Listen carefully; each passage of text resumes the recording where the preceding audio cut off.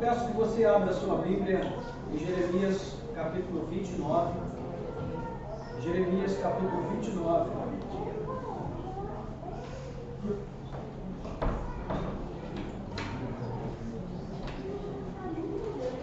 Inicialmente nós vamos ler apenas o versículo 14, mas eu peço que depois você mantenha a sua Bíblia aberta, porque a nossa meditação nesta noite será toda baseada nesse texto, e é bom que você acompanhe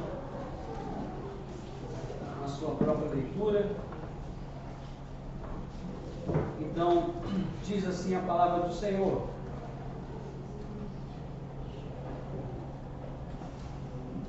serei achado por vocês, diz o Senhor, e farei com que mude a sorte de vocês.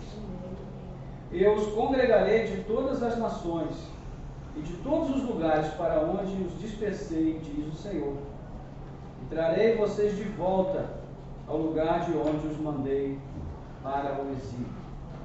Amém. Glória a Deus. Vamos orar? Nosso Deus e Pai, graças te damos pela leitura da tua santa palavra, a simples leitura, Senhor, das Escrituras Sagradas. Já representam para nós uma bênção, um grande privilégio. Ó Deus, temos liberdade para ler as Escrituras em nossa língua, entender o que ela diz. Ó Pai, que privilégio maravilhoso o Senhor nos concede. Obrigado, Senhor. Obrigado, meu Deus, por esta graça preciosa da parte do Senhor. Mas pedimos que o Senhor ainda fale mais profundamente aos nossos corações, através da reflexão nesta palavra.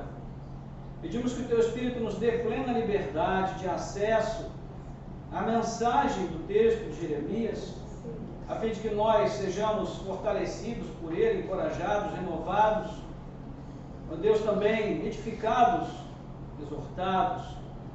Que a Tua palavra, Senhor, conforte aqueles que estão aflitos, angustiados, perturbados, por tudo que nós temos vivido nesse tempo difícil, mas que ela também desperte aqueles que estão, quem sabe, adormecidos, ó Deus, sem perceber o que está acontecendo ao nosso redor, e o quanto isso mexe conosco, o quanto isso traz desafios para nós.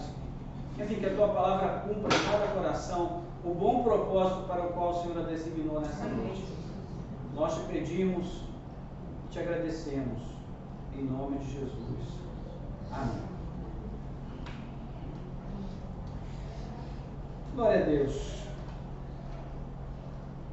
Gostaria de começar com algumas perguntas para a nossa introdução aqui.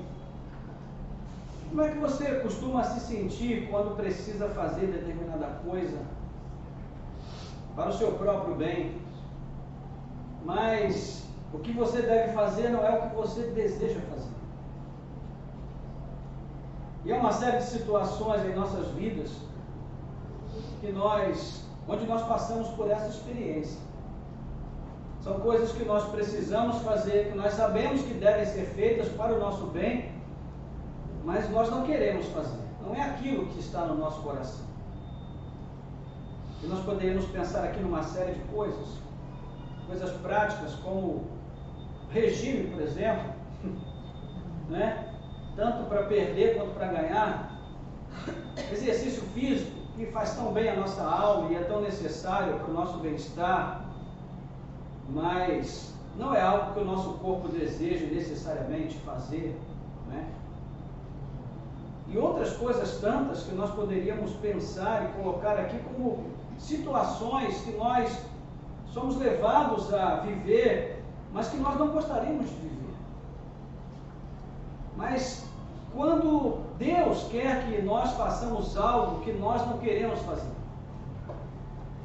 né? Quando Ele determina coisas em nossas vidas que nós não pedimos a Ele, que nós não queríamos que Ele fizesse, mas que são necessárias para o nosso bem, não é?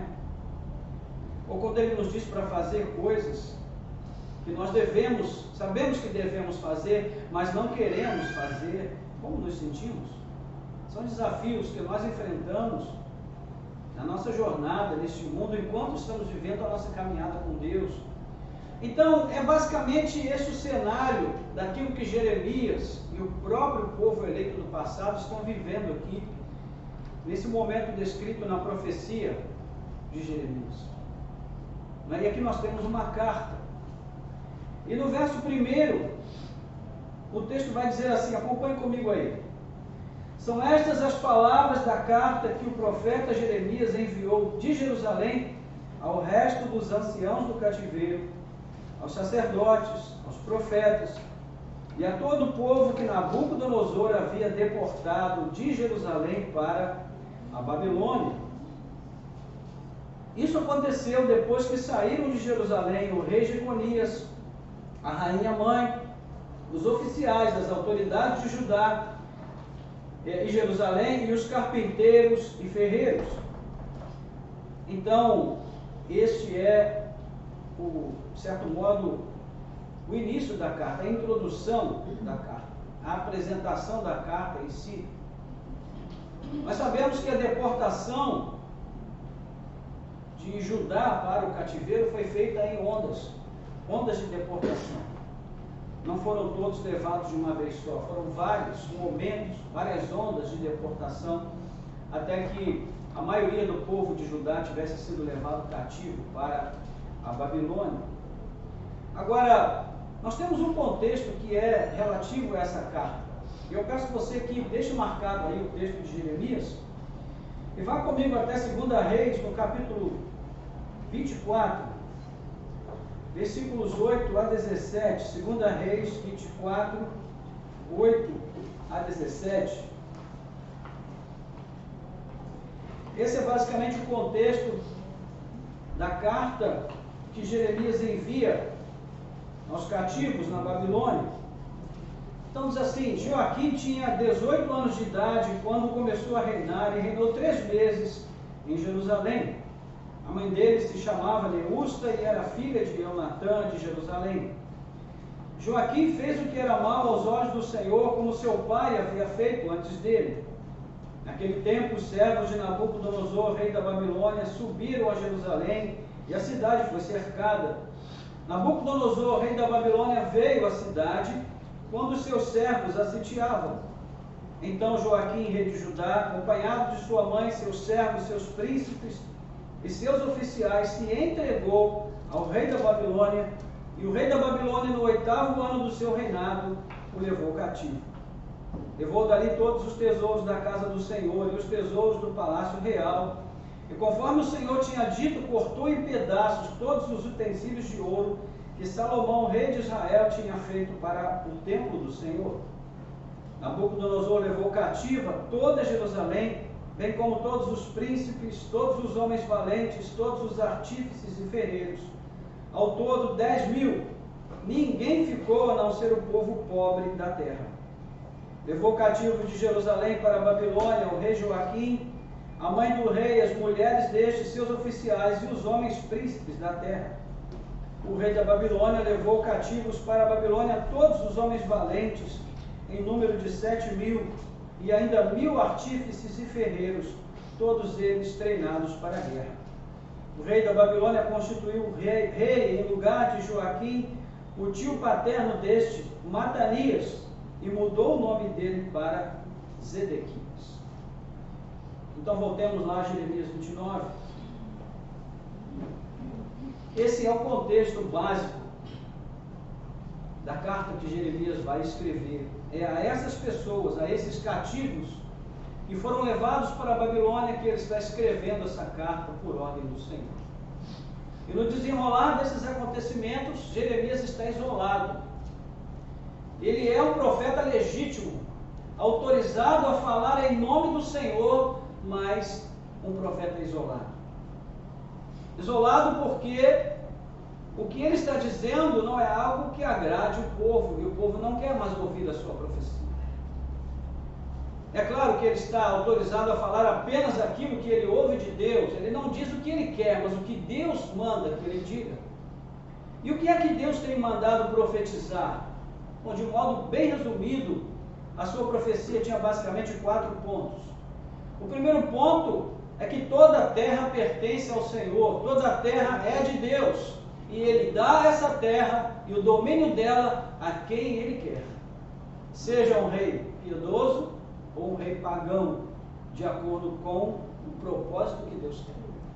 A segunda coisa que Jeremias vai dizer, vai focar na sua mensagem, é que naquele momento aprove a Deus entregar toda a terra nas mãos de Nabucodonosor, rei da Babilônia.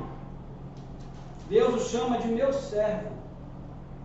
E a gente sempre se choca quando a gente está lendo ali a profecia de Jeremias ou de Isaías e encontra, como em Jeremias, nesse texto aqui, e também Isaías 45, quando o Senhor chama Ciro de meu servo. Mas isso nos mostra o quê? Que Deus é realmente soberano, que Ele tem o governo e o controle de todas as coisas nas suas mãos, e que todos os reis da terra, de um modo ou de outro, são seus servos. Porque eles fazem a sua vontade, o seu propósito, ainda que Ele não os isente de responsabilidade por isso. E isso iria durar até o tempo já determinado por Deus. E ao final desse tempo, a própria Babilônia também seria julgada. O terceiro foco da sua mensagem é que todos os povos deveriam tomar sobre si o jugo de submissão ao reino babilônico. Ou seja, todos deveriam se render, inclusive o povo de Judá, a quem o Senhor estava punindo por causa da sua rebeldia incurável. E o quarto ponto, que é, na verdade, sim, o quarto ponto, é que a nação que se recusasse a se render a Nabucodonosor seria destruída por Deus através do próprio exército babilônico. Por outro lado, a nação que se rendesse ao rei da Babilônia, em obediência à voz do Senhor, seria favorecida por Deus. Ou seja, se render a Nabucodonosor se representaria se render ao próprio Deus. E nesse caso há um tratamento especial para o remanescente da nação de Israel, a qual Jeremias chama também de resto, como nós vimos aí no versículo 1 do capítulo 29. E sobre esse tema, Jeremias está alinhado com a profecia de Isaías, lá no capítulo 10, 20 a 22, quando Isaías também vai se referir a esse remanescente, esse resto. E essa promessa ganha um novo fôlego agora em Jeremias, que fala de um novo tempo, de uma nova aliança, sobre a qual o povo eleito viveria de novo em paz e prosperidade. Então, para ilustrar esses fatos profetizados por Jeremias, o Senhor manda que ele faça uma coisa inusitada. Deus manda que ele faça cangas de boi. E que ele pusesse essas cangas primeiro em seu próprio pescoço. Então imagine você que amanhã chegasse na sua casa um homem dizendo que era o profeta de Deus com uma canga no pescoço. Como é que você iria receber esse profeta, esse homem? Você ia pensar, ele enlouqueceu, Mas Deus mandou fazer isso como uma ilustração. E ele também deveria enviar uma para cada reino ao redor da Palestina e também uma ao rei de Judá, Zedequias. Então imagine também você receber lá a visita do correio, Mercado Livre. Eu vim aqui entregar uma canga para você que Jeremias mandou. Como é que você se sentiria? E é por isso, irmãos, que a gente sempre diz aqui, ser profeta de Deus, quando o profeta é um profeta verdadeiro, não é uma coisa tão fácil, tão agradável. Não é algo que promova a pessoa, que traga status. Muito pelo contrário. Os profetas do passado eram homens que viviam sob o estigma de maldição da parte do povo. O povo não gostava dos profetas, porque os profetas confrontavam o pecado do povo. E nós não gostamos de confrontação. Nunca gostamos, desde o princípio, Desde que o pecado entrou no mundo. Então é claro que especialmente os judeus teriam muita dificuldade em aceitar essa profecia, e por isso os falsos profetas estavam se levantando para fazer promessas vazias que se aproximassem mais dos anseios do povo do que da vontade de Deus. E Jeremias está sendo constantemente desafiado por eles. Eles dizem, olha, você é um profeta falso, quando na verdade ele era o único profeta verdadeiro. Nos faz lembrar daquela situação ali, quando Josafá, né, que era um homem de coração puro, faz uma aliança com Acabe, acreditando nas boas intenções de Acabe. E Acabe diz assim, olha, vamos consultar, Josafá diz, vamos consultar o profeta, né? Não tem nenhum profeta que a gente possa consultar, e Acabe diz assim, bom, tem vários, mas o Josafá diz assim, mas não tem um profeta do Senhor? Aí Acabe diz, tem, mas ele sempre profetiza contra mim. Uma coincidência, não sei por que acontece isso. Sabemos que Josafá era um idólatra, que ele era um escravo da sua esposa, uma feiticeira chamada Jezabel. Então, naquele momento, quando eles convocam o profeta Micaías, coitado Micaías, foi apanhado naquela situação sem ter culpa de nada, e chamaram Micaías e ele disse, olha, tudo vai dar certo, o Senhor vai dar vitória. Mas como Acabe já conhecia, falou assim, olha, diga a verdade. Ele disse, bom, então a verdade é a seguinte, você vai morrer na batalha. Não vai dar certo para você não. E aí ele disse, Acabe então disse, não te falei? Olha aí, ponham esse homem a pão e água na prisão. Então vejam como a vida do profeta era boa naquela época. Uma vida fácil, né, de ser vivida. Então, o que acontecia aqui? Basicamente era a mesma coisa. O povo queria ouvir mentiras, desde que elas fossem segundo o coração do povo.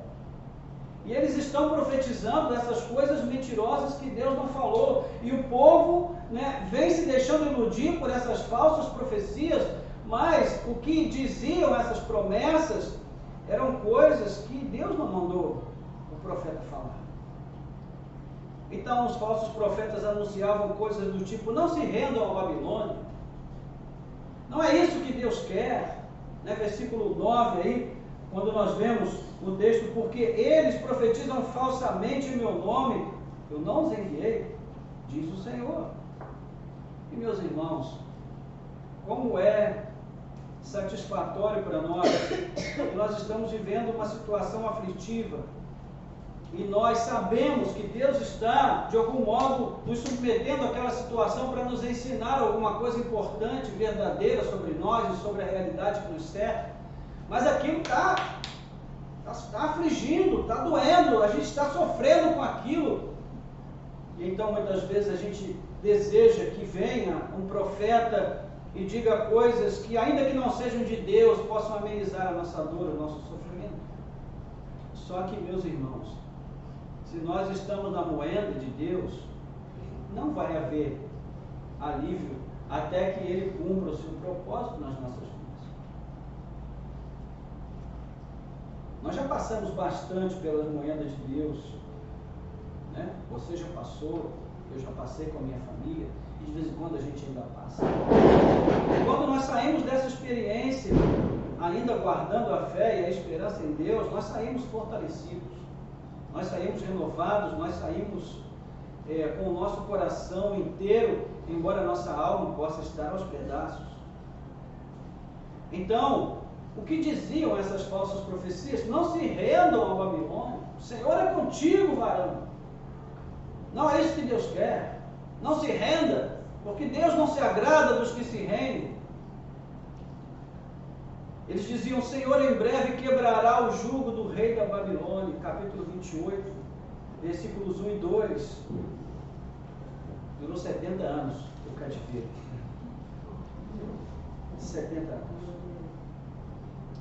Depois eles diziam que no final de 2 anos o Senhor traria de volta do exílio o rei Jeconias e o povo exilado também com os utensílios do templo que foram levados por Nabucodonosor, versículos 3 e 4 do capítulo 28, falsas profecias.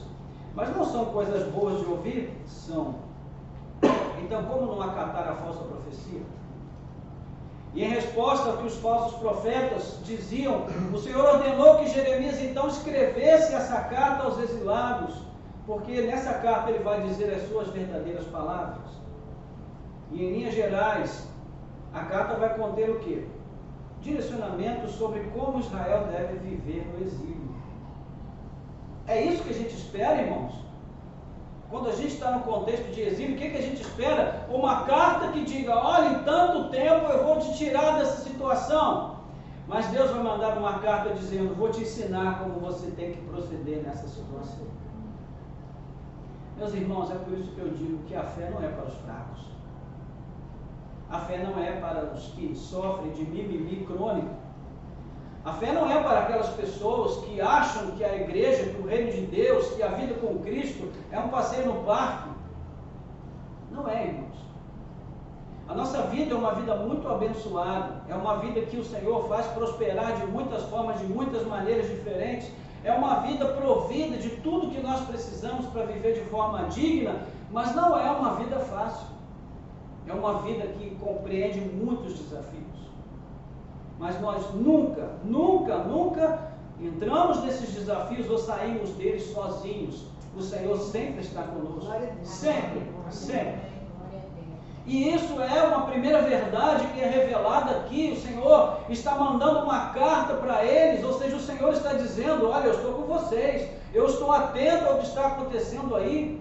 Nós temos aquela imagem maravilhosa de Ezequiel capítulo 9, já falamos aqui trocentas vezes sobre isso, não é? Quando a idolatria se instala definitivamente no templo, o Senhor sai do templo. E para onde é que ele vai? Ele vai para a Babilônia. Ele vai ficar ali no cativeiro com o seu povo. O Senhor persevera conosco sempre. E se Ele não perseverasse, nós jamais sairíamos das provações pelas quais nós passamos. É porque Ele nos dá graça. É porque Ele nos dá forças. Ainda que eu ande pelo vale da sombra e da morte, não temerei mal algum, porque Tu estás comigo. A tua vara e o teu cajado me consolam. Então, irmãos, é o consolo de Deus que nos faz seguir em frente. Amém?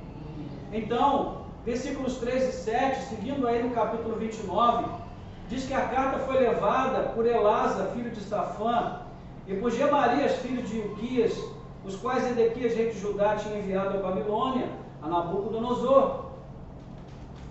Então, ela dizia o seguinte: assim diz o Senhor dos Exércitos, o Deus de Israel, a todos os exilados que eu os deportei de Jerusalém para a Babilônia: construam casas, morem nelas, plantem pomares e comam seu fruto, casem e tenham filhos e filhas, escolham esposas para os filhos de vocês e deem as suas filhas em casamento, para que tenham filhos e filhas. Aumentem em número e não diminuam aí na Babilônia. Procurem a paz da cidade para onde eu os deportei e orem por ela ao Senhor, porque na sua paz vocês terão paz. Então a vida dos judeus no exílio deveria levar em conta esses aspectos.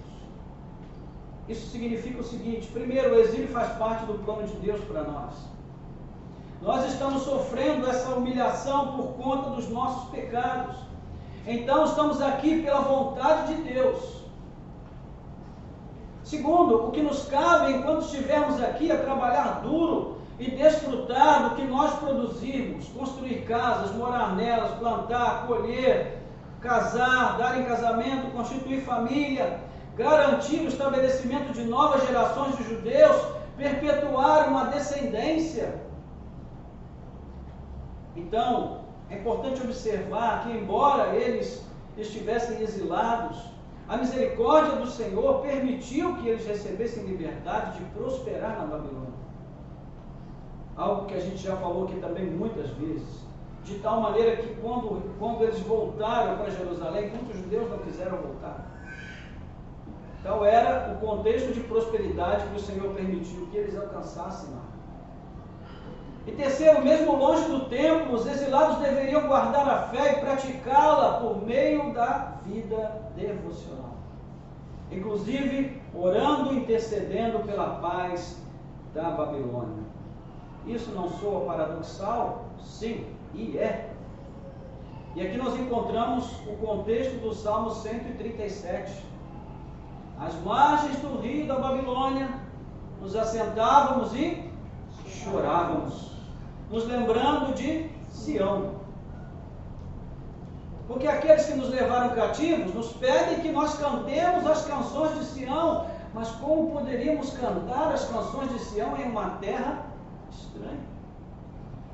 Ou seja, nós só podemos praticar a nossa fé no lugar certo, no contexto certo, em condições adequadas, em circunstâncias adequadas. Isso significa o quê, irmãos? Uma fé resumida, limitada a um espaço físico, a condições ideais. Então, como encontrar motivação para servir o Senhor em uma terra estranha? Como sossegar e confiar vivendo sob um governo ímpio, pagão? Como Deus nos pede para orar por essa nação que nos oprime e nos levou cativos? Então veja como as coisas que Deus nos pede muitas vezes são profundamente desafiadoras para nós. E nesse ponto nós precisamos levar em conta uma questão histórica muito importante, que são as fórmulas de promessa que nós vamos encontrar no Pentateuco, que sem exceção estabelecem 4 ou mais pontos, mas basicamente a coisa é mais ou menos assim: um Deus, uma aliança, um povo e uma terra. São as fórmulas de aliança que nós vamos encontrar nos 5 primeiros livros da Bíblia. Então, só que Israel não entendeu a abrangência dessas promessas e das ações de Deus. O povo eleito do passado engessou a sua fé e a fixou de tal maneira que eles acreditavam que apenas em uma área geográfica, Canaã, Jerusalém, eles poderiam adorar. E também um lugar específico, uma construção, o templo, somente o templo seria um lugar certo para adorar. Porém, Deus agora está deslocando o eixo do seu governo soberano para outra terra. Afinal, ele já havia dito no capítulo 27, versículo 5: eu fiz a terra, os seres humanos e os animais que estão sobre a face da terra, com o meu grande poder e com o meu braço estendido, e eu a dou a quem eu quiser. Um tapa na cara, né, irmãos? Mas Deus não faz isso daqui com uma atitude arrogante. Isso daqui é apenas uma revelação de uma verdade que precisa ser compreendida por aqueles que vivem com Deus. Meus irmãos, o Senhor é dono de tudo, de todas as coisas, das nossas vidas, do nosso tempo, dos nossos bens, dos nossos filhos, dos nossos netos, da nossa família, da nossa casa, do nosso conhecimento, da nossa capacidade, das nossas habilidades, dos nossos talentos, tudo é de Deus. E se a terra toda pertence a Deus, cabe ao seu povo, então, ser capaz de servi-lo em qualquer lugar e em qualquer circunstância. Amém? Se tudo pertence a Deus, então cabe a nós, como seu povo, aprender a servi-lo em qualquer lugar e em qualquer circunstância.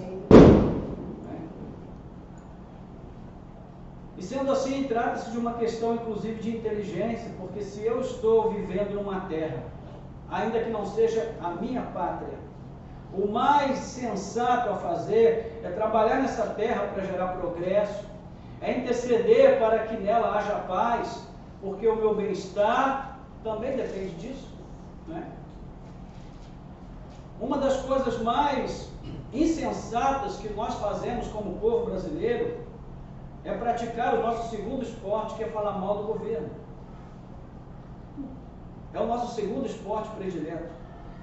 Se nós, como cristãos, orássemos mais pela nossa nação, intercedêssemos mais pelo nosso país, independente do governante que esteja lá no poder, talvez nós estivéssemos vivendo um outro tempo agora, diferente do que nós estamos vivendo.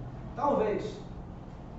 Mas ainda que não estivéssemos vivendo, nós teríamos agora a capacidade emocional, espiritual, psicológica para viver o momento que nós estamos vivendo, sem nos entregar ao desespero, sem nos envolver na militância política, como nós vemos hoje tão claro nas redes sociais, e muitos cristãos mergulhando de cabeça nessa questão, como se isso fosse resolver os nossos problemas. Meus irmãos, nós somos peregrinos nessa terra.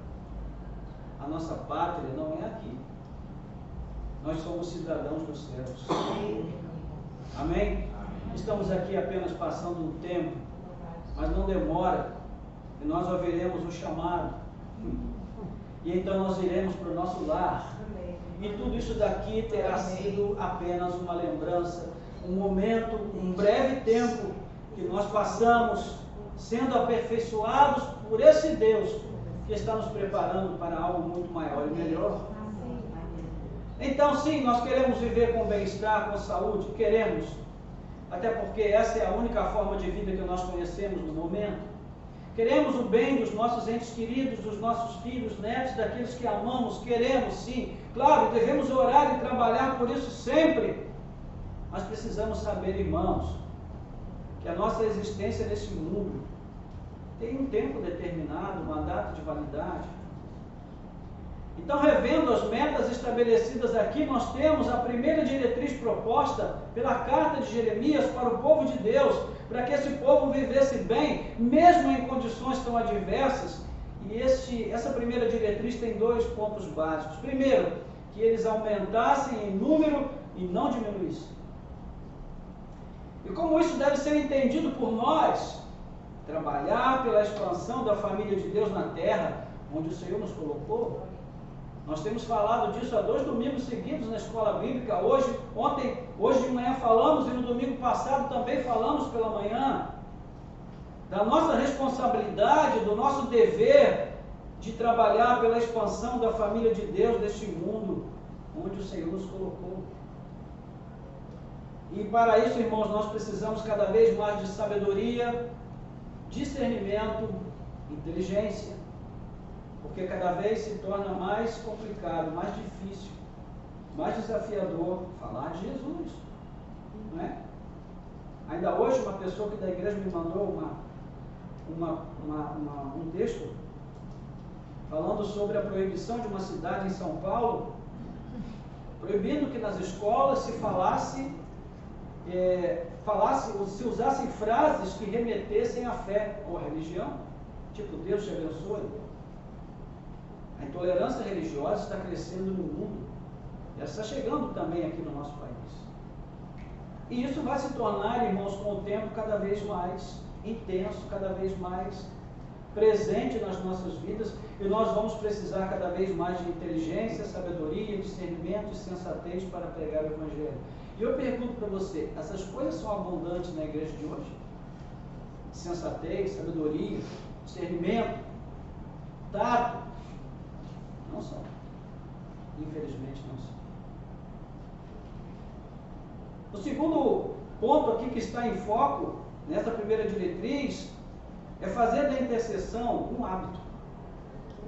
Desenvolver a disciplina da piedade como estilo de vida. Ou seja, fazer com que na nossa jornada de vida com Deus, nós não levemos apenas as nossas necessidades perante Deus, mas nós nos coloquemos na disposição de intercessores diante dele, orando pelos nossos vizinhos, pelo nosso bairro, pela nossa cidade, não só pelos nossos parentes, amigos, pelas pessoas que amamos, mas até pelos estranhos que nós conhecemos no dia a dia, pedindo a Deus que nos dê a oportunidade de falar de Jesus para eles. Então veja como essa carta vai mostrando para nós faces da nossa própria realidade que nós podemos contribuir para mudar, desde que nós façamos aquilo que é o nosso dever fazer em nome de Cristo. Então, como essa primeira diretriz poderia ser definida em uma frase, bom, a gente poderia dizer que ela estimula o povo a ser fiel a Deus, independente de circunstâncias ideais. Basicamente é isso.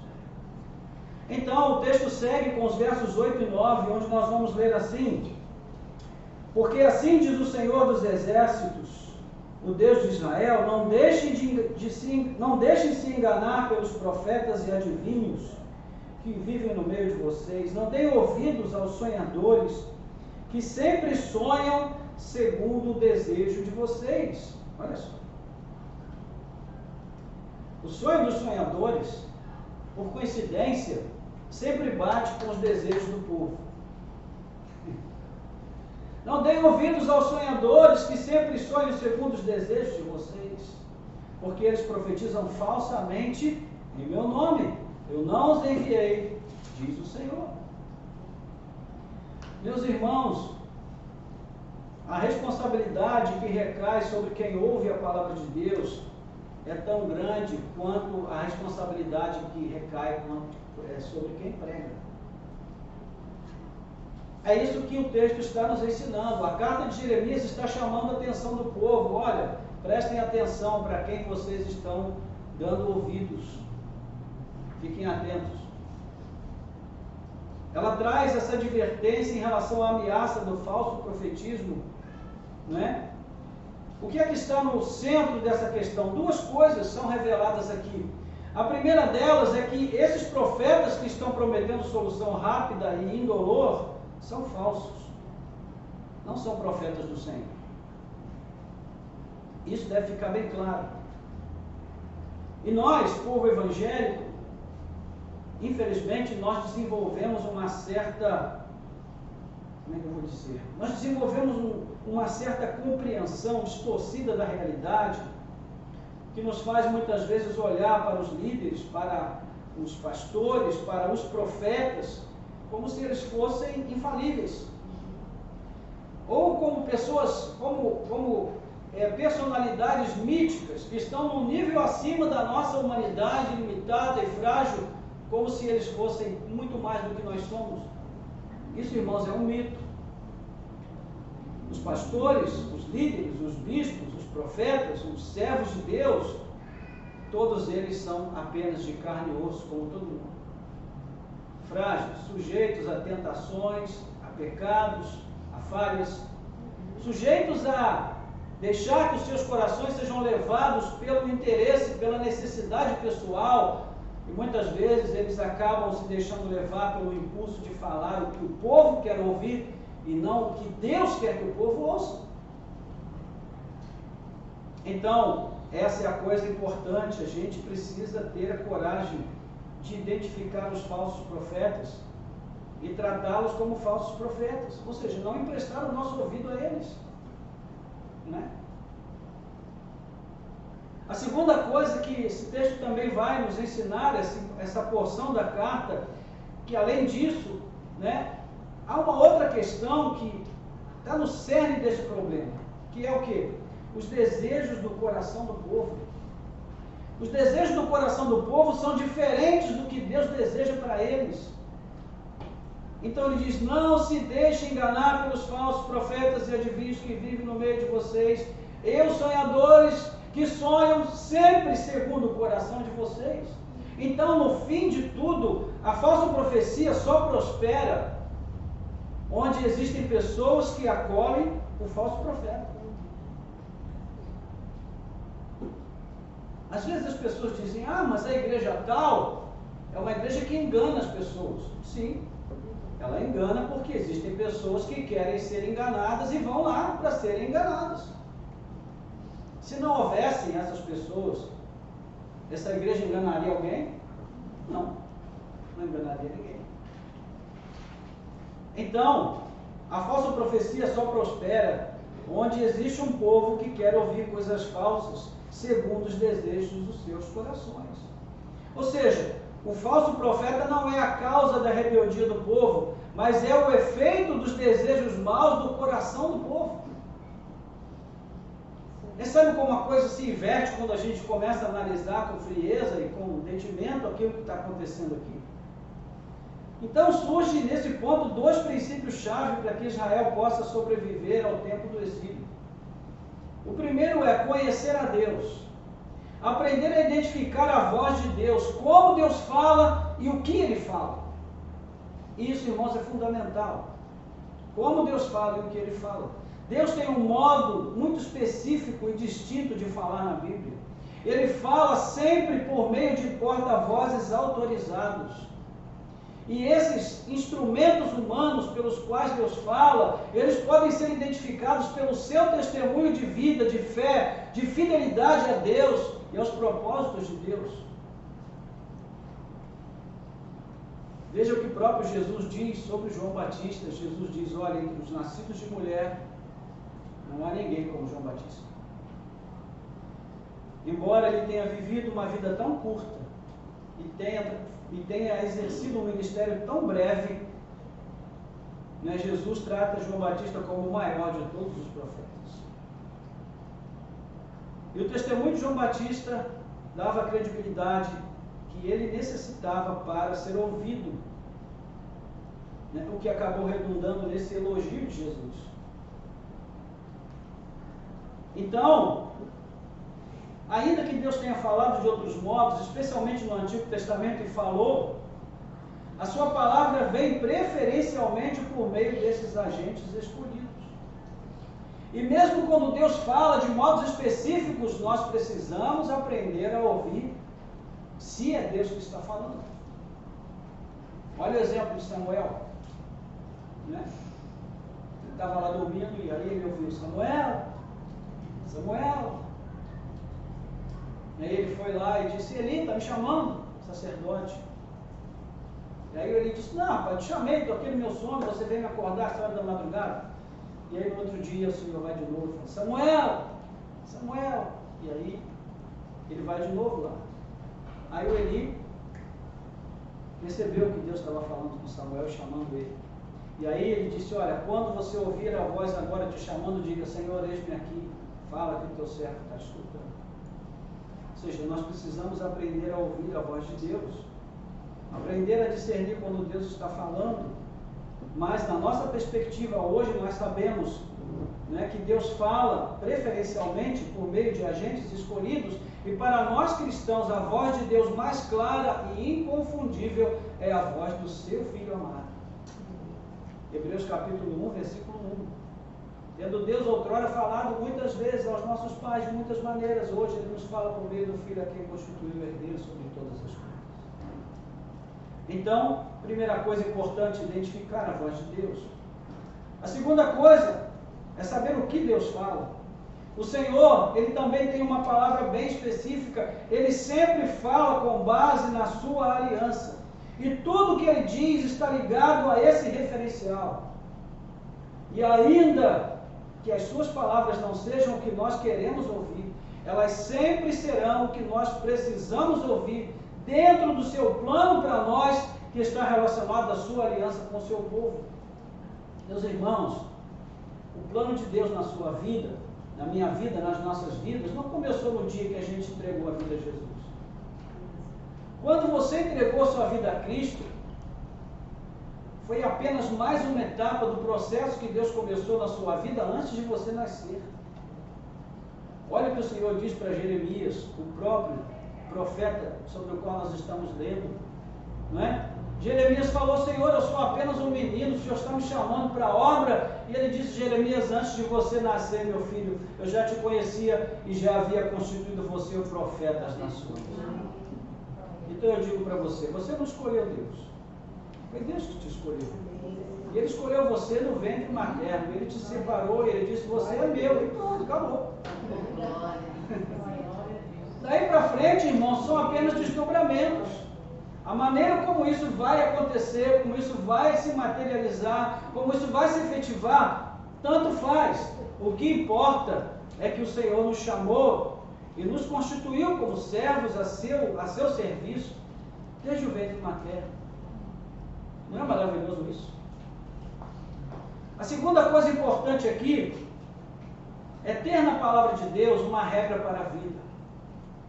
Independente da palavra soar doce ou amarga para aquele que crê, a forma como nós reagimos quando Deus fala também vai interferir na possibilidade de nós ou sobrevivermos ao dia mau ou cairmos com ele. Isso valia para o povo de Deus no tempo de Jeremias e vale também para nós hoje. A palavra de Deus nunca é uma sugestão, irmãos. Nunca é. É sempre uma ordem. A palavra de Deus nunca está sob julgamento, mas ela sempre julga aquele que a ouve. Ela é regra de vida e não uma opção, entre outras coisas. Temos aqui a palavra de Deus e temos aqui a outra palavra, né, do youtuber. Quem você vai seguir? Não. A palavra de Deus é sempre a palavra. Amém. É a regra. É a diretriz. É por isso que A palavra de Deus, a Bíblia, é chamada de cânon. Cânon significa régua, ou regra, ou medida, ou parâmetro para a nossa existência neste mundo. Então, em resumo, a segunda diretriz sobre como viver no exílio é exatamente essa: guardar a palavra de Deus e não dar ouvidos aos falsos profetas.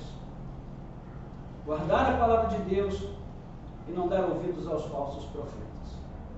E agora, seguindo já para a conclusão da nossa mensagem, breve mensagem, versículos 10 a 13, vão dizer assim: assim diz o Senhor, logo que se cumprirem para a Babilônia 70 anos, atentarei para vocês e cumprirei a promessa que eu fiz a vocês, trazendo-os de volta a este lugar. Eu é que sei os pensamentos que tenho a respeito de vocês, diz o Senhor. São pensamentos de paz e não de mal, para dar-lhes um futuro e uma esperança. Então vocês me invocarão, se aproximarão de mim em oração e eu os ouvirei. Vocês me buscarão e me acharão quando me buscarem de todo o coração. Então agora a carta faz um chamado à clareza de propósito. Porque se no primeiro momento os judeus deveriam trabalhar e se estabelecer na Babilônia, no segundo momento eles também deveriam vigiar, para não se esquecer que ali não era o seu lar, não era a sua pátria. Ou seja, o esforço por viver uma vida digna, suprida de necessidades, em outras palavras, trabalhar, comer, constituir família, construir casas, não deveria ser levado a um radicalismo tão extremo que fizesse o povo eleito esquecer que o propósito de Deus para eles era muito maior do que essas coisas triviais. Então todos aqueles que amam a Deus vivem sempre esse dilema em relação à vida terrena, não é? Alcançar o equilíbrio entre amar esta vida como um dom de Deus, a ponto de cuidar bem dela, ao mesmo tempo sem se apegar tanto a ela, a ponto de esquecer que a verdadeira vida que Deus nos deu não está aqui. Eu gosto muito daquela passagem da pesca maravilhosa. Porque primeiro vem aquele milagre estrondoso. Eles estão ali trabalhando a noite inteira, não pegaram nada, uma bota, nada. E aí chega de manhã cedo, Jesus vai lá na praia, e eles estão ali lavando as redes, tristes, acabrunhados, igual a gente, né? Quando a gente se esforça, faz o nosso melhor, luta, e a coisa não funciona, e a gente está ali triste, abatido. E o Senhor chega para eles então e diz: olha, vamos pescar. Vamos pescar, gente. Parece até uma brincadeira que Jesus faz com eles, né? E eles dizem: Senhor, nós trabalhamos a noite inteira. Somos pescadores aqui há tanto tempo, a gente vive nesse lugar. O Senhor vem dizer para a gente pescar? Mas a palavra de Cristo é poderosa, né, irmãos? Eles dizem assim: sobre a tua palavra lançarei minhas redes. A palavra de Cristo é irresistível. Então, quando eles lançam as redes, vem aquele monte de peixe, nosso peixe pulando para tudo quanto é lado, quase que o barco vai a pique. E quando eles estão comemorando aquilo, Jesus fala: bom, então agora está tudo bem, só que vamos fazer o seguinte: vocês me sigam e deixem tudo isso para lá, porque agora vocês serão pescadores de homens. Não é tremendo isso, irmãos? Eles sonharam tanto com aquela pesca maravilhosa, e depois que eles conseguiram ter um sucesso tão grande, Jesus fala assim: olha, agora deixa o sucesso para lá e vem me servir, vem trabalhar comigo. Vocês vão ver o que é a verdadeira vida. Meus irmãos, aqueles homens viram coisas maravilhosas, ressurreição, curas maravilhosas, coisas que nós nem sonhamos em experimentar. Eles viram com seus próprios olhos, porque eles simplesmente deixaram tudo e seguiram o Mestre. Então, é importante estar atento ao fato de que para tudo Deus tem um tempo determinado, como diz o autor de Eclesiastes. Aqui no texto foram 70 anos, prazo que havia sido prefixado desde que as primeiras palavras sobre o cativeiro começaram a ser ditas. Isso mostra que não existe acaso em Deus. Não existe acaso em Deus, irmãos. O crente nihilista é uma coisa tão impossível, uma coisa tão absurda quanto um flamenguista vascaíno. Não tem essa possibilidade. Para nós não existe acaso. Para nós, tudo está dentro de um propósito divino. Ou então não somos cristãos. Porque esse é o Deus da Bíblia, é o Deus revelado nas Escrituras. Deus Pai, Filho e Espírito Santo. Então, o que isso vai nos ensinar, irmãos? Que tudo sempre tem um quando, um quanto e um porquê. Tudo na sua vida tem um quando, um quanto e um porquê. O tempo que Deus determina vai acontecer agora. A quantidade de tempo que vai levar para você se recuperar daquilo, ou para você experimentar aquilo, porque pode ser uma coisa boa ou não. E tem um porquê, tem uma razão. Muitas vezes essas coisas escapam da nossa percepção, mas Deus sabe. E o fato de Deus saber deve ser o suficiente para nós. Então, por isso, quando os judeus vão voltar para casa, né? Para que isso acontecesse, seria preciso que algo pudesse também acontecer a partir do exílio. Para que eles pudessem ter esse retorno, algo tinha que mudar. Eles precisariam passar por uma renovação espiritual, por um renascimento espiritual, pela transformação a partir do coração. Eles precisariam voltar a entregar o coração todo para Deus e fazer do Senhor, da sua vontade, uma prioridade das suas vidas. Então os exilados não poderiam voltar ao seu lar para continuar vivendo da mesma forma que viviam antes do cativeiro, não teria sentido. Não é? Quando o Senhor os desterrou e os mandou para a Babilônia, mandou para que eles fossem transformados, para que eles mudassem.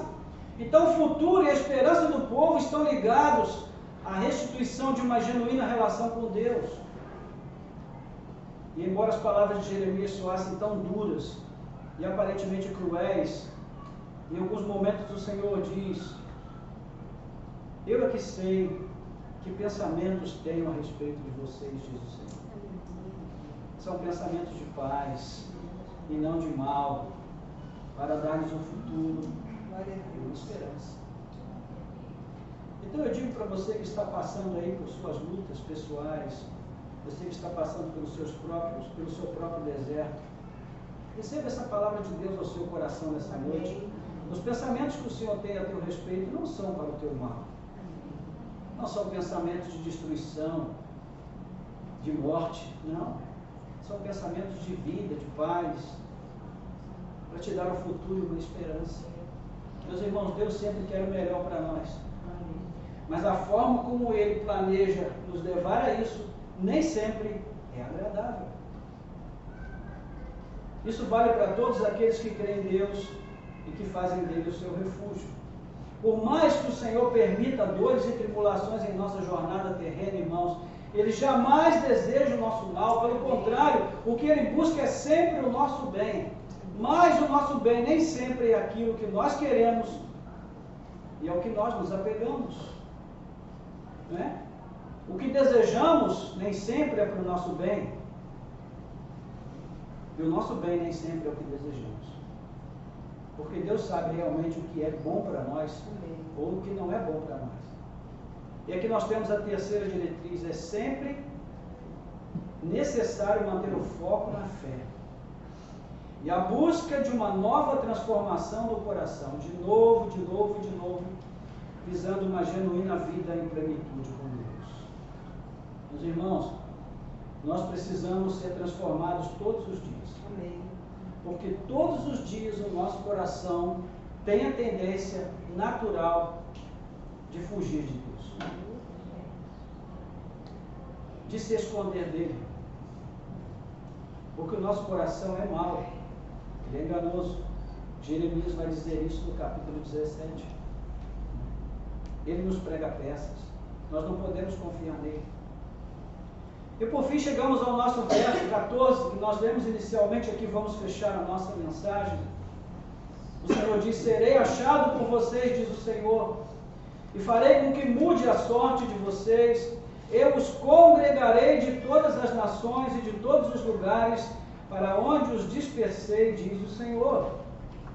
E trarei vocês de volta ao lugar de onde os mandei para o exílio.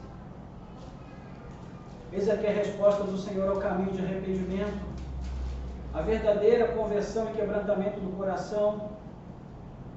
Quando eles buscassem ao Senhor de modo sincero, com inteireza de coração, a resposta dele qual é? Eu me deixarei achar. É muito diferente da palavra que o Senhor trouxe lá atrás, quando ele mandou que Jeremias dissesse, olha, aliás, ele disse para Jeremias, olha, nem olhe por esse povo, porque eu não vou ouvir. Ou seja, Deus está dizendo, não adianta você querer levar esse povo a me procurar, porque eles não vão me achar. Agora Deus está dizendo, bom, agora é o momento em que vocês vão me achar. Se vocês me buscarem de todo o coração, de toda a alma, se vocês realmente quebrantarem seus corações em minha presença, então eu me deixarei achar por vocês.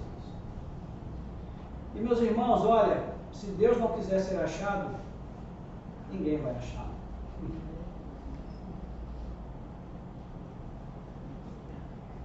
Os maiores cientistas e as mentes mais prodigiosas deste mundo não conseguem achar Deus, porque Ele não se deixa ser achado por eles. Alguns o encontram porque alguns, embora tenham todo o critério e o rigor da ciência como prática comum diária, ainda assim eles creem, porque Deus concedeu a eles a fé para crer. Mas a maioria nunca vai encontrar Deus, porque querem reduzir o ser de Deus ao tamanho da mente humana, que é tão pequena e limitada. Então tudo que não se pode explicar com essa coisinha pequena que nós temos aqui, o ser humano diz, não é verdadeiro, não é real, é ficção, é superstição, é crendice, é mito, né? Mas a fé nos leva a compreender, né, a crer, a confiar e a esperar. Uma realidade que nós não podemos ver, mas que nós temos absoluta certeza que é muito mais real do que tudo aquilo que os nossos olhos veem. Então, meus irmãos, o Senhor traz a promessa de que Ele irá juntar as suas ovelhas espalhadas pelo mundo, né, coisas que nós falamos tanto hoje pela manhã. E como temos afirmado aqui exaustivamente, a última palavra de Deus é sempre uma palavra de promessa que traz esperança. Você vai ler Ageu, você vai ler Abacuque, vai ler Amós, você vai ler Sofonias, você vai ler vários, Oséias, você vai ler muitos textos onde o Senhor tem uma palavra dura, uma palavra pesada para o povo, mas lá no finalzinho, o Senhor sempre diz assim, olha, mas eu vou restaurar, eu vou fazer, eu vou ser encontrado, eu vou ser achado, eu vou restaurar, eu vou levantar um rei segundo o meu coração. Ou seja, Deus sempre tem uma última palavra de esperança. A palavra de Deus, a palavra final de Deus, nunca é uma palavra de destruição, irmãos. É sempre uma palavra de restauração. Porque Ele não tem prazer nem na morte do ímpio, muito menos no sofrimento dos seus filhos, do justo. O seu prazer é que haja quebrantamento, conversão a Ele como único Senhor e Salvador. É quando Ele tem o maior prazer, porque aí Ele pode conceder o seu perdão, a sua misericórdia e a sua provisão. E essa também é uma das razões pelas quais Deus nos leva aos desertos da vida e aos vales da vida, porque é ali que nós somos lapidados, moldados, quebrados, refeitos segundo os seus planos para nós. E isso dá a Ele sempre uma nova oportunidade de usar de bondade para conosco e de trazer restauração sobre nós em todos os sentidos. Então este é o sentido básico da promessa trazida aqui em forma de síntese do que havia sido dito antes. Quando o povo do Senhor estiver alinhado com os seus propósitos, então Ele usará de misericórdia, os ajuntará e os apacentará. Então, irmãos, conclusão. A vida no cativeiro babilônico deveria ter sido vivida da melhor maneira possível. Com dignidade, com integridade, com fidelidade, sem perder o compromisso de fidelidade a Deus, o foco da fé, sem dar ouvidos às falsas promessas e tendo sempre em perspectiva a promessa de restauração. O cumprimento dessas palavras de Jeremias viria de forma relativa após o tempo determinado por Deus, porque outro grande império se levantaria e serviria ao propósito de Deus de trazer juízo sobre a Babilônia, o reino persa. Depois você pode ler outros livros que vão falar sobre isso, Esdras, Neemias, Daniel, especialmente no capítulo 9, e você vai ver como a palavra de Deus se cumpre cabalmente. Então, todos os que ouviram a direção dada pelo Senhor por meio de Jeremias, todos que ouviram essa carta e obedeceram o que ela diz, todos eles viram o cumprimento da promessa. Todos eles voltaram para a terra da promessa de Deus, ou por si mesmos, ou através dos seus descendentes. Por outro lado, aqueles que deram ouvidos aos falsos profetas experimentaram a morte ou uma vida de contínuo sofrimento. Como exemplo, nós temos, talvez o maior deles, o próprio rei vassalo, Zedequias, que não aprendeu a lição e fez o que era mal aos olhos do Senhor. Ele se rebelou contra a sua ordem e rompeu a aliança com Nabucodonosor. E qual o resultado? Seus filhos foram mortos diante dele, executados. Os seus olhos foram vazados e ele foi levado acorrentado como um boi para a Babilônia, onde viveu em remorso e penúria o resto dos seus dias. Sabe o que aconteceu com Joaquim, que se rendeu?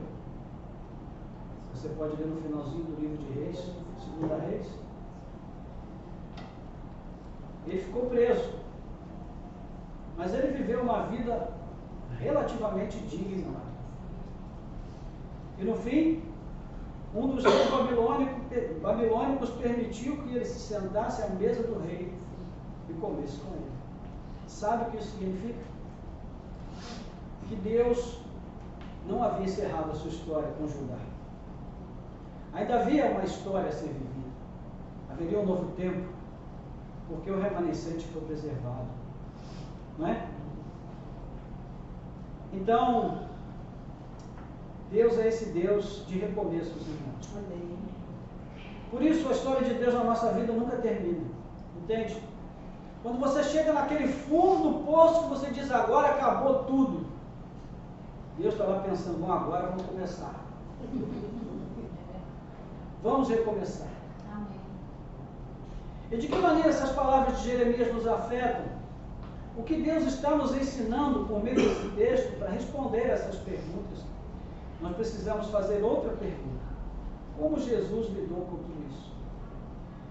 Como na vida de Jesus, ou nos seus ensinos, essa profecia de Jeremias, essa carta de Jeremias se manifesta? Bom, em primeiro lugar, Jesus veio ao mundo também para trazer libertação aos cativos. E nesse caso, não de um cativeiro físico, mas espiritual, o cativeiro do pecado. Mas que também acaba tendo um desdobramento físico visível, porque o pecado nos condena a viver uma série de implicações que causam dor, sofrimento e morte. Por isso foi necessário que o Filho de Deus também tomasse sobre si o nosso pecado. Por quê? Porque destruindo o pecado e a morte, na sua morte, ele pudesse nos oferecer a libertação do cativeiro. Tem um livro extraordinário, cujo título é A Morte da Morte na Morte de Cristo. E ele é extraordinário justamente porque ele traz esse foco. Não é? Em Cristo, portanto, nós somos livres da prisão do pecado e da morte. É por isso que o crente canta nos sepultamentos. Uma vez, no sepultamento, alguém perguntou: por que o crente canta no sepultamento? Parece maluquice isso, a pessoa está morta e o povo está cantando. É porque para nós, a morte não é o fim da história. A morte é apenas mais um recomeço. Não! Na crença da reencarnação, como os espíritas acreditam e querem acreditar, não. Mas no recomeço, quando nós vamos experimentar a verdadeira vida na presença de Deus. Agora, como nós fomos deixados no mundo, ainda lutamos contra o assédio e as investidas desse império do mal sobre as nossas vidas constantemente. E de certo modo, nós ainda permanecemos presos a essa realidade terrena. Mas isso tem um prazo, irmãos. Tem um tempo pré-estabelecido por Deus. Não vai durar para sempre. Mas enquanto durar, nós precisamos seguir as diretrizes que o Senhor Jesus deixou aos seus discípulos. E quais são? Bom, basicamente são as mesmas que nós já vimos aqui entregues nessa carta ao povo eleito do passado. Então, em relação à diretriz de ser fiel a Deus independente das circunstâncias ideais, Jesus ordena: ser fiel até a morte, e te darei a coroa da vida. Apocalipse,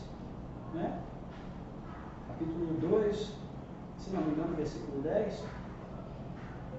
Para a diretriz de guardar a palavra de Deus e não dar ouvidos aos falsos profetas, Jesus ordena que vocês permaneçam em mim e as minhas palavras permaneçam em vocês. João capítulo 15. E quanto a manter o foco na fé e buscar a constante renovação do coração em Deus, a terceira diretriz, Jesus alerta: quem não nascer de novo não pode entrar no reino de Deus. Então, meus irmãos, com isso eu quero fazer 3 aplicações e aqui nós vamos orar. Primeiro, nós precisamos pedir a Deus que nos dê uma disposição de mente e de coração, para que essas ordenanças da palavra de Deus possam realmente ganhar prática e atitude nas nossas vidas. Nós precisamos de muita coragem para viver essa vida que Cristo quer para nós.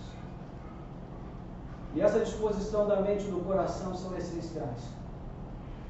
Porque se nós não quisermos, não há nada que nos fará realmente colocar em prática o que nós estamos ouvindo nessa noite. E essa disposição de mente e coração só o Espírito Santo pode promover em nós. Amém. A obra é da carne, mas o fruto é do Espírito. Não é da carne. A boa vontade não é suficiente. A ajuda, sim. É necessária, sim. Mas ela não é por si mesma suficiente. É preciso haver uma obra do Espírito no nosso coração. A segunda aplicação é que da consciência de que eu pertenço ao Senhor e de que Ele tem toda a sabedoria e é capaz de decidir acertadamente quais são os meios necessários para me conduzir à sua vontade, também depende da minha capacidade de passar pela luta.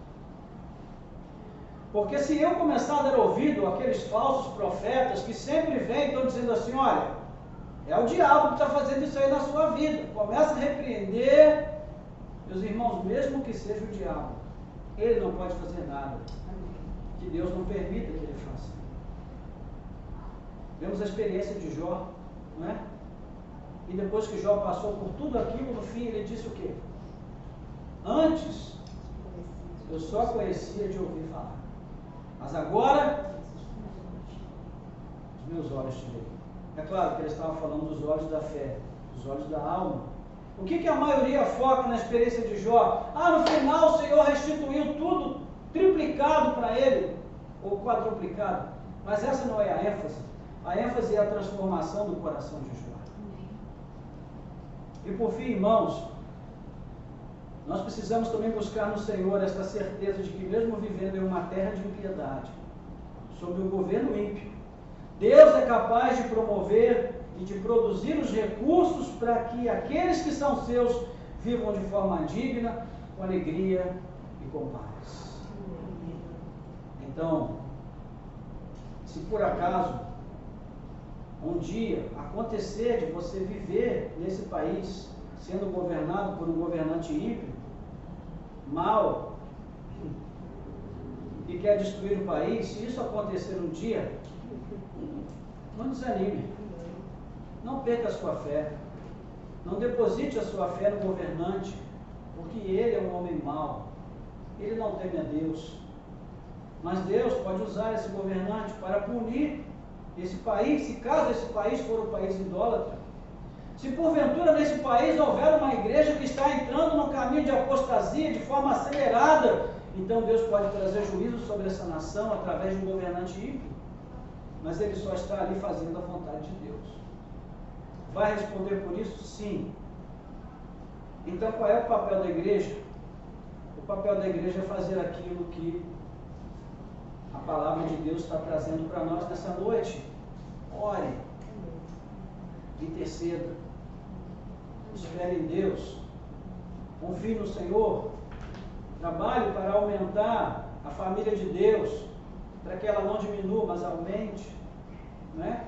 Seja fiel, tenha foco, mantenha a fé, mantenha a fidelidade ao Senhor, e certamente você verá dias melhores, se não aqui, na eternidade. Mas para chegar lá, precisamos perseverar até o fim. Amém? Amém? Então vamos orar. Curva a sua cabeça. Quero orar com você nessa oportunidade. Então vamos cantar uma canção antes da gente orar. Tem a ver com isso, não sei se vocês conhecem, mas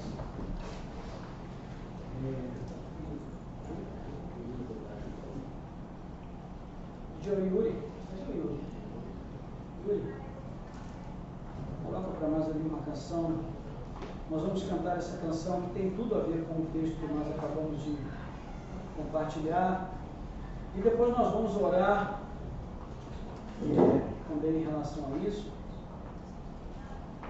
Preste atenção nessa letra, porque ela, de certo modo, encaminha a nossa oração também.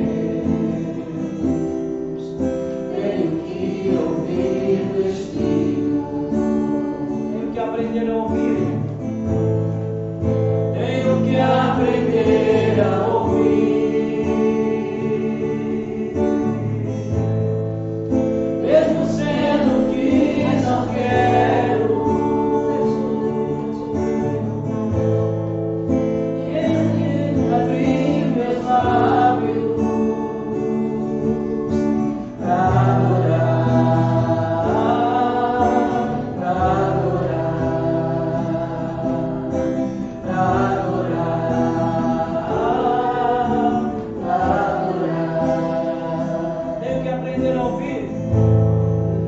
Tenho que aprender a ouvir, mesmo sendo que não quero. E ainda assim abrir meus lábios para adorar, para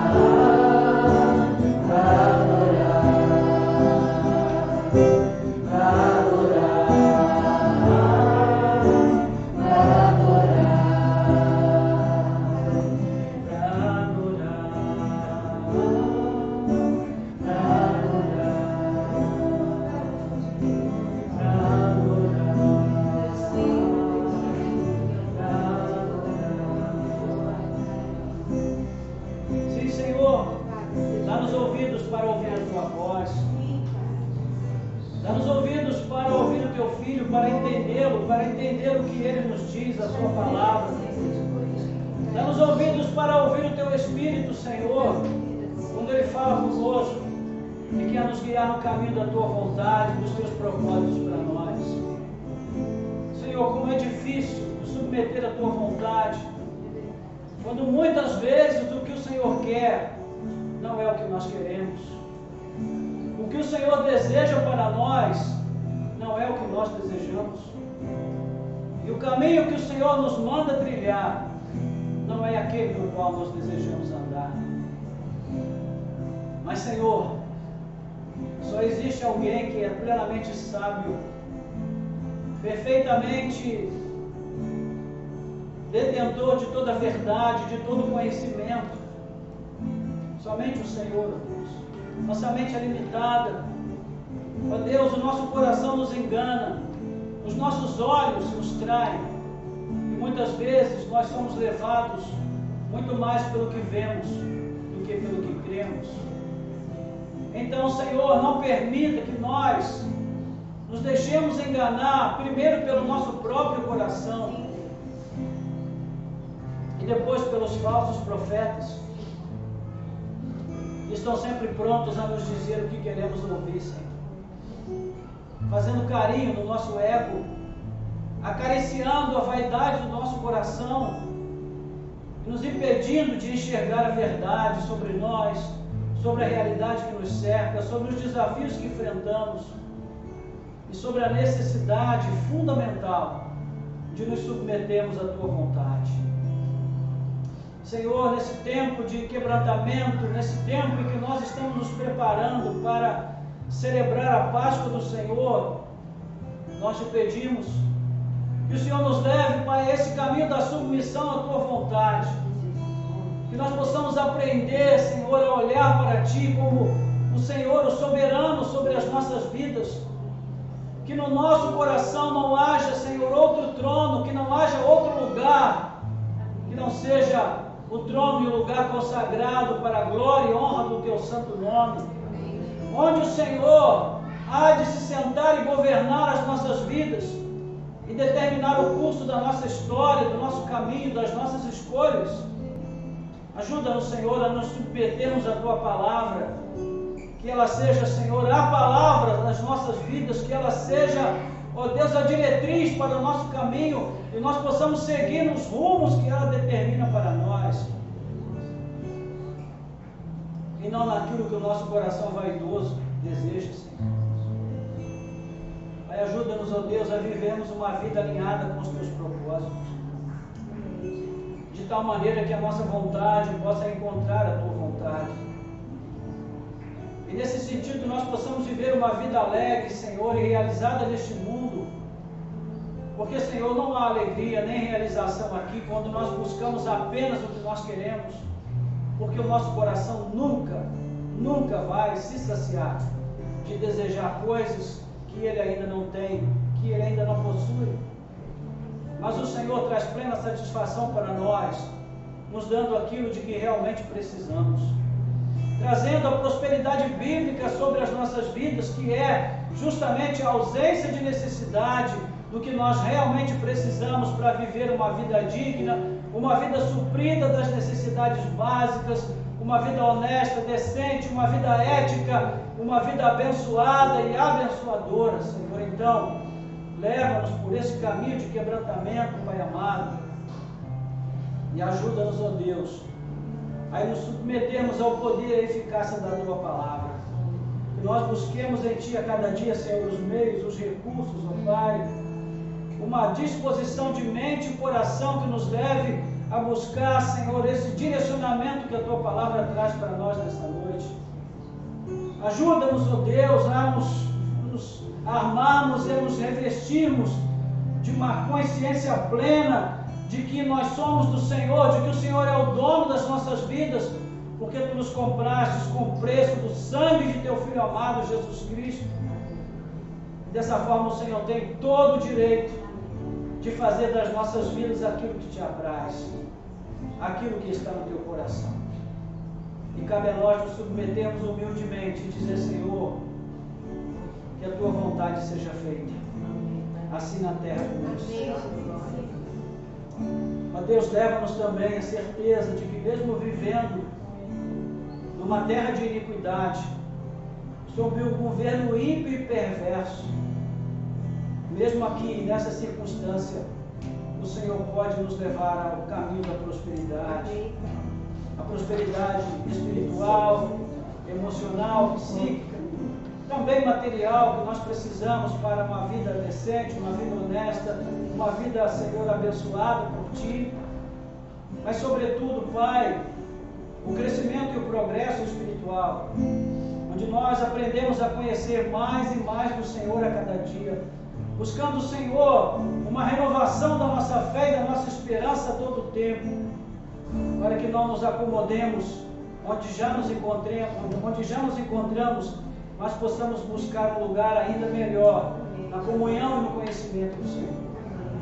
Nós Te pedimos, ó Deus, que o Senhor nos abençoe dessa forma, que o Senhor nos conduza nesse caminho, pois só o Teu Espírito é que pode nos levar a este lugar de segurança e de paz na Tua presença, Senhor.